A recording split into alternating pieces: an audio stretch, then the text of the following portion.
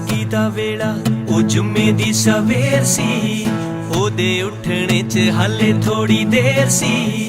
ਕੱਚੀ ਨੀਂਦ ਰਹੀ ਅੰਮੀ ਨੇ ਜਗਾ ਲਿਆ, ਕੋਠੇ ਤੋਂ ਹਾਕ ਮਾਰ ਹੇਠਾਂ ਸੀ ਬੁਲਾ ਲਿਆ। ਪੋਲੇ ਪੋਲੇ ਨੰਗੇ ਪੈਰੀਂ ਉਤਰੀ ਸੀ ਪੌੜੀਆਂ, ਅੰਮੀ ਦੀਆਂ ਗੱਲਾਂ ਉਹਨੂੰ ਲੱਗੀਆਂ ਸੀ ਕੌੜੀਆਂ।